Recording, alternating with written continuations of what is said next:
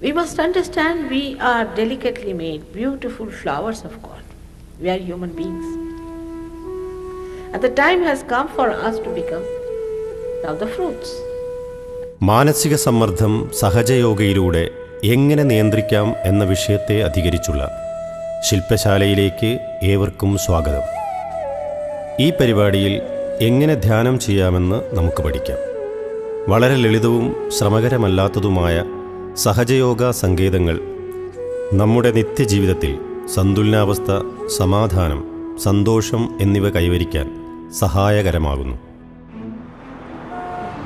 ശാസ്ത്ര, സാങ്കേതിക, വാർത്താവിനിമയ രംഗത്തെ ത്വരിത മാറ്റങ്ങളിലൂടെ വളരെ വേഗത്തിൽ വളർന്നുകൊണ്ടിരിക്കുന്ന ഈ ലോകത്തുള്ള ജീവിതം വാസ്തവത്തിൽ ഒരു നിരന്തര പോരാട്ടമാണ്. മഹത്തായ വ്യക്തി കുടുംബജീവിതത്തോടൊപ്പം സമ്പത്ത്, അധികാരം, വിജയം എന്നിവ നേടിയെടുക്കുന്നതിന് സമൂഹം എപ്പോഴും നമ്മെ പ്രേരിപ്പിക്കുന്നു. ഭൗതിക ലക്ഷ്യങ്ങൾക്കും മറ്റ് കഠിന ശ്രമങ്ങൾക്കും വേണ്ടിയുള്ള നിരന്തര പോരാട്ടങ്ങളിലാണ് നാം എന്നും.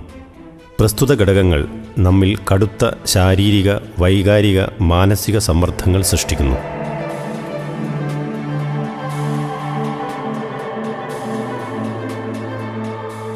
ഒരു ഹൃദയരോഗ വിദഗ്ധൻ്റെ അഭിപ്രായത്തിൽ പിരിമുറുക്കമെന്നത് ഒരു മനുഷ്യൻ്റെ ജീവിതത്തിലെ നിയന്ത്രണം നഷ്ടപ്പെടുന്ന വ്യക്തിപരമായ അവബോധമാകുന്നു എന്നും പ്രതീക്ഷയും യാഥാർത്ഥ്യവും തമ്മിലുള്ള പൊരുത്തക്കേടാണ് എന്നുമാണ്. ഇങ്ങനെയുള്ള അവസ്ഥകളുമായി പൊരുത്തപ്പെടുവാൻ നിരന്തരമായി ശ്രമിക്കുന്നത് മനുഷ്യ ശരീരത്തിൽ വിപരീത ഫലങ്ങൾ ഉളവാക്കുന്നു. ശാരീരികവും മാനസികവുമായ അസുഖങ്ങൾക്ക് കാരണമാകുകയും ചെയ്യുന്നു. പരിഭ്രമം, പിരിമുറുക്കം, കോപം, അത്യാർത്തി, അഹങ്കാരം എന്നിവ നമ്മുടെ ശരീരത്തിലെ ഞരമ്പുകളെ പ്രകോപിതമാക്കുകയും നമ്മുടെ ചേതനാ നാഡീവ്യവസ്ഥയിലെ നാഡീകേന്ദ്രങ്ങൾക്ക് അമിത ഭാരം അനുഭവപ്പെടുകയും ചെയ്യുന്നു.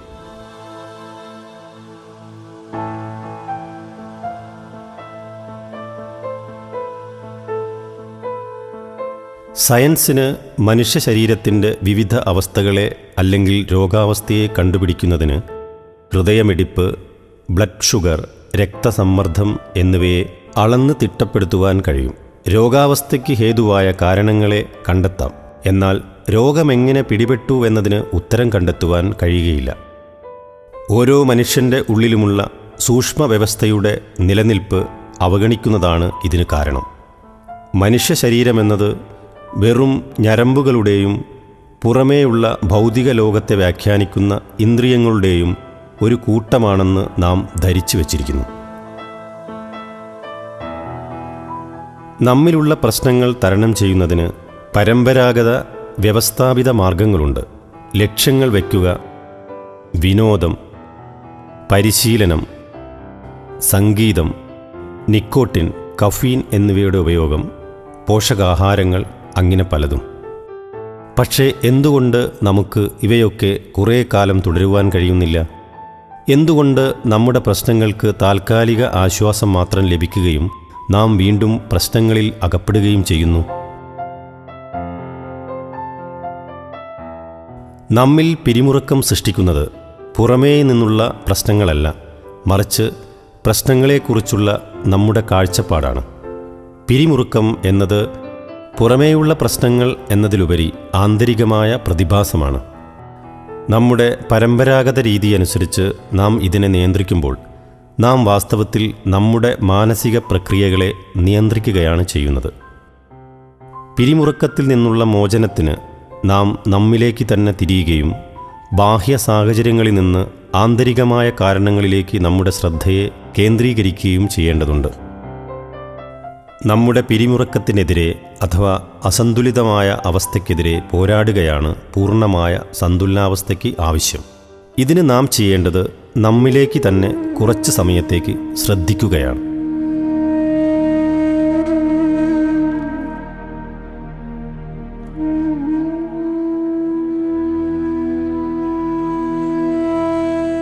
സമാധാനപരവും ആസ്വാദ്യകരവുമായ സഹജയോഗ അത് ആഗ്രഹിക്കുന്ന ആളുകൾക്ക് അനുഭവിച്ചറിയുവാൻ സാധിക്കുന്ന ഒരു ധ്യാന രീതിയാണ്.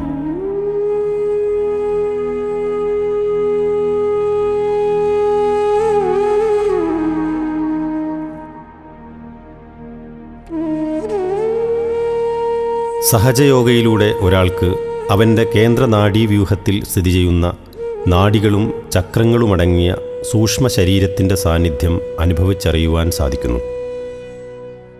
ഈ സൂക്ഷ്മ ശരീരമാണ് ഒരു മനുഷ്യൻ്റെ ശാരീരിക, മാനസിക, വൈകാരിക, ആത്മീയ പ്രവൃത്തികളെ നിയന്ത്രിക്കുന്നത്. നമ്മുടെ ആത്മബോധത്തെ വളരെ എളുപ്പത്തിൽ നേടിയെടുക്കുന്ന ധ്യാനരീതിയാണ് സഹജയോഗ.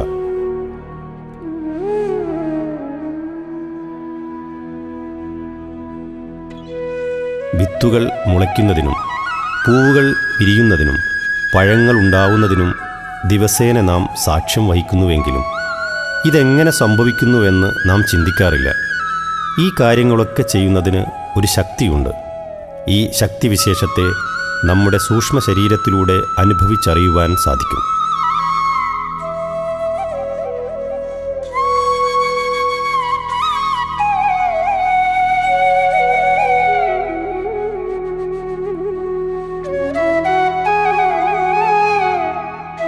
പക്ഷേ മുഖ്യശക്തി കേന്ദ്രവുമായി ബന്ധപ്പെടാതെ ഈ സൂക്ഷ്മ ശരീരം പ്രാവർത്തികമാവുകയില്ല. നമ്മിലെ ശക്തിയെക്കുറിച്ചും അതിൻ്റെ സൗന്ദര്യത്തെക്കുറിച്ചും നാം അജ്ഞരാണ്. എന്നാൽ നമ്മിലെ ശക്തിവിശേഷം മുഖ്യ സ്രോതസ്സുമായി ഒന്നായി തീരുമ്പോൾ അഥവാ യോഗ പ്രാപിക്കുമ്പോൾ നമ്മുടെ വ്യക്തിത്വത്തിൻ്റെ ഊർജ്ജസ്വലമായ പരിണിത ഫലപ്രാപ്തിയെക്കുറിച്ച് നാം അത്ഭുതപ്പെടും. ആദ്യമായി സഹജയോഗ മാനസികമല്ല എന്ന് നാം മനസ്സിലാക്കേണ്ടതുണ്ട്. മതത്തിന് ഈ യോഗയെ നേടിത്തരുവാൻ കഴിയുകയില്ല. കാരണം മതം മാനസികമായ കാര്യമാണ്. പരിണാമ പ്രക്രിയയിലൂടെ മാത്രം നേടിയെടുക്കുന്ന ഈ സഹജയോഗയുടെ അടിസ്ഥാനം അനുഭവമാണ്. പരിണാമ പ്രക്രിയയിലൂടെ അവസാന അവസ്ഥയായ സഹജയോഗ നമ്മുടെ കേന്ദ്ര നാഡീവ്യൂഹത്തിൽ പ്രകടമാകുന്നു.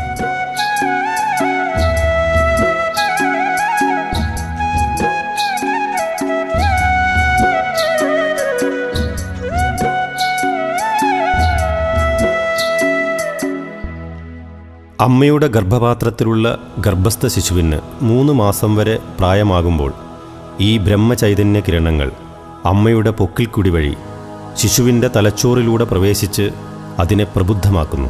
തലച്ചോറിന് സ്ഫടികത്തിൻ്റെ ആകൃതിയായതുകൊണ്ട് ഈ കിരണങ്ങൾ 4 വിവിധ കൈവഴികളായി നമ്മുടെ നാഡീവ്യവസ്ഥകളുടെ 4 ഭാവങ്ങളായി വക്രീകരിക്കപ്പെടുകയും ചെയ്യുന്നു. 1. ഇടത് ചേതനാ നാഡീവ്യവസ്ഥ അഥവാ ഇടനാഡി. 2. വലത് ചേതനാ നാഡീവ്യവസ്ഥ അഥവാ പിങ്കളനാഡി. 3. അനുചേതനാ നാഡീവ്യവസ്ഥ അഥവാ സുഷുമ്നാനാഡി. 4.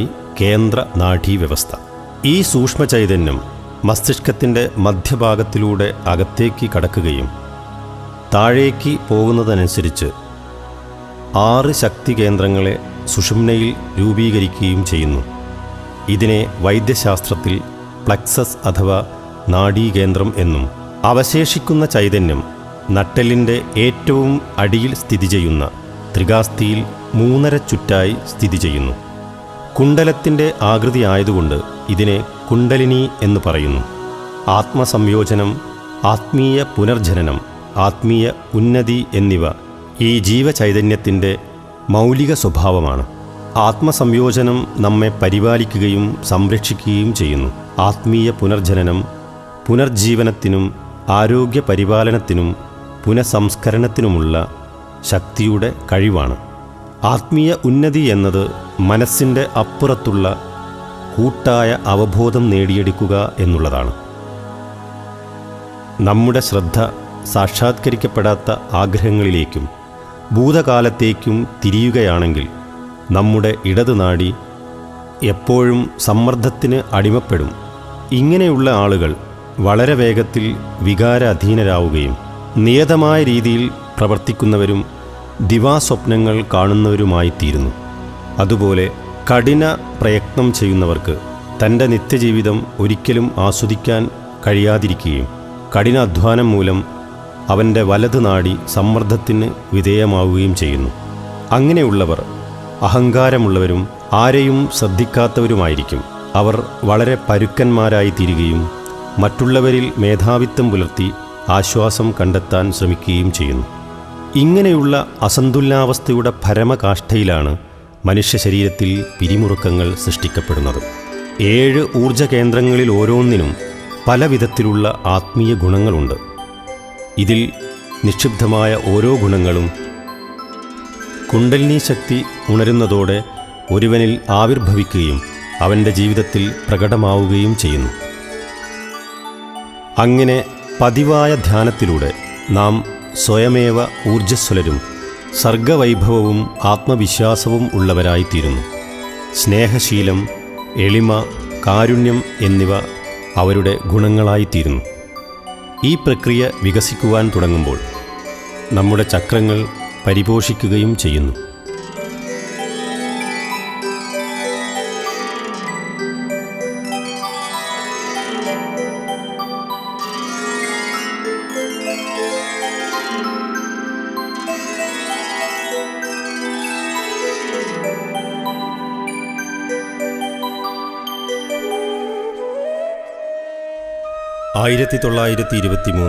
മാർച്ച് 21 ഭാരതത്തിലെ മധ്യപ്രദേശിലെ ചിന്തുവാഡ എന്ന സ്ഥലത്താണ് പരംപൂജ്യ ശ്രീ മാതാജി നിർമ്മലാദേവി ജനിച്ചത്. കുട്ടിക്കാലത്ത് ശ്രീ മാതാജി മഹാത്മാഗാന്ധിയുടെ ആശ്രമത്തിൽ നിത്യ സന്ദർശകയായിരുന്നു. ശ്രീ മാതാജിയുടെ മാതാപിതാക്കൾ ഭാരതത്തിൻ്റെ സ്വാതന്ത്ര്യസമരത്തിൽ പങ്കെടുത്ത് നിരവധി പീഡനങ്ങൾ ഏറ്റുവാങ്ങിയിട്ടുണ്ട്. യുവതി ആയിരിക്കെ ശ്രീ മാതാജിയും സ്വാതന്ത്ര്യസമരത്തിൽ പങ്കെടുക്കുകയും നിരവധി തവണ ജയിൽവാസം അനുഷ്ഠിക്കുകയും ചെയ്തിട്ടുണ്ട്. My parents, they taught us how to be sacrificing. My father was in jail for years. My mother went to jail 5 times.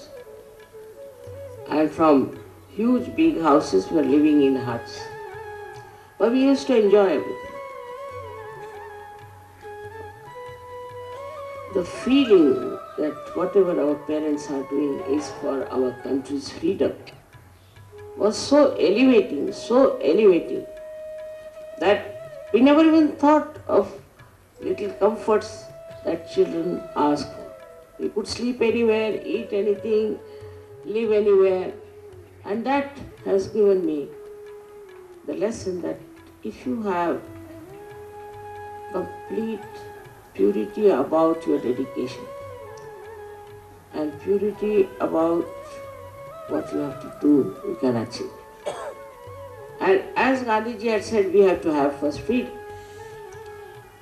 I saw the Union Jack coming down and I saw the tricolor going up.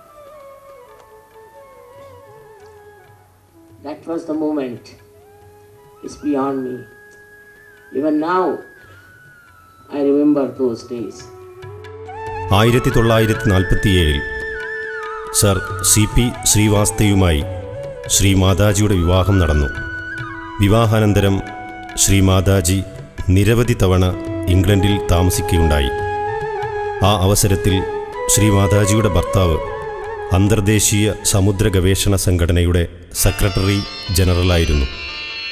1970 പരമപൂജ്യ Mataji Shri നിർമ്മലാദേവിയാണ് ഈ ധ്യാനരീതി രൂപകൽപ്പന ചെയ്തത്.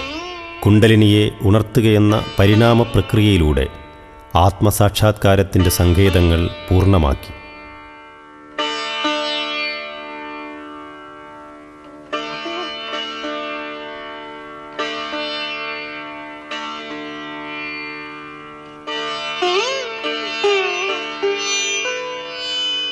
സഹജയോഗയുടെ ലക്ഷ്യം സമാധാനത്തോടും സന്തോഷത്തോടും ഐക്യത്തോടും കൂടി ജീവിക്കുക എന്നതും നല്ല ഒരു മനുഷ്യജീവിയായി പരിണമിക്കുക എന്നതുമാണ്. ആന്തരിക മാറ്റത്തിലൂടെ മാത്രമേ ഒരാൾക്ക് സമൂഹത്തെ മാറ്റിയെടുക്കുന്നതിനെക്കുറിച്ച് ചിന്തിക്കുവാൻ കഴിയുകയുള്ളൂ. അതുകൊണ്ടുതന്നെ ഒരു വ്യക്തിക്ക് മാത്രമല്ല സമൂഹത്തിനു കൂടി ഇതിൻ്റെ ഗുണങ്ങൾ ആർജിക്കുവാൻ കഴിയുന്നു. ഈ മാറ്റത്തിൻ്റെ യാഥാർത്ഥ്യം ലോകത്തെല്ലായിടത്തും സംഭവിച്ചുകൊണ്ടിരിക്കുകയാണ്. 100-ൽ പരം രാജ്യങ്ങളിൽ ആയിരക്കണക്കിന് ആളുകൾ ഇത് അനുഭവിച്ചുകൊണ്ടിരിക്കുന്നു.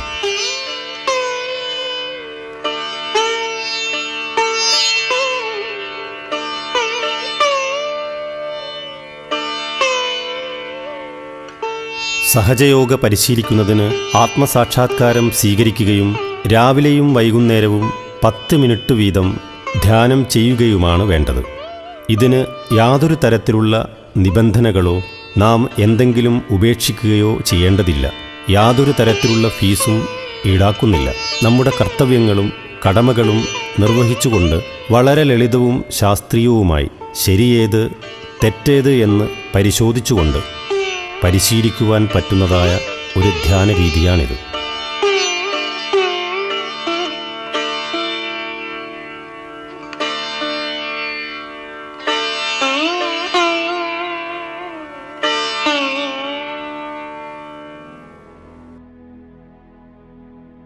ലോകത്തെമ്പാടും സഹജയോഗയ്ക്ക് ധാരാളം ഗവേഷണ കേന്ദ്രങ്ങളുണ്ട്. ഉന്നത യോഗ്യതയുള്ള ഡോക്ടർമാർ ഒരു തരത്തിലുള്ള മരുന്നും നൽകാതെ നടത്തുന്ന ഒരു ആശുപത്രി വാഷിയിലുണ്ട്. നമ്മുടെ നാഡികളിലും നാഡീകേന്ദ്രങ്ങളിലുമുള്ള അസന്തുലനാവസ്ഥയെ ഇല്ലാതാക്കി നടത്തുന്ന ചികിത്സാരീതിയാണ് അവിടെയുള്ളത്. സഹജയോഗയിൽ ഉന്നത ഗവേഷണത്തിന് 2 ഡോക്ടർമാർക്ക് MD നൽകിയിട്ടുണ്ട്.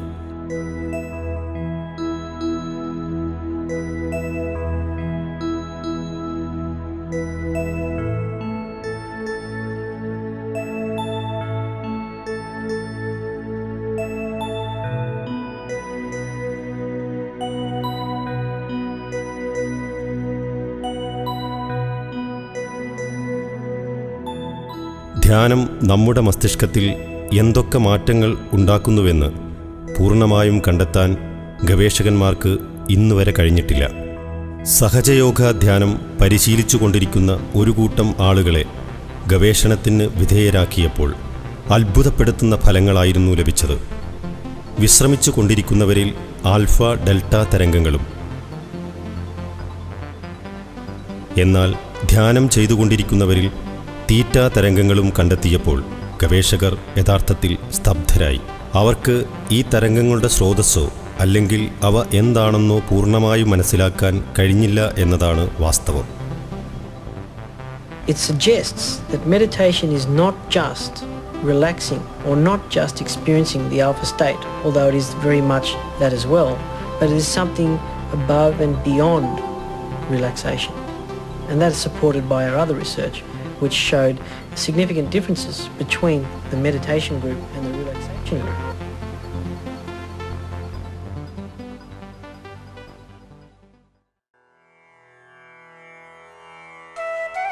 And the relaxation group.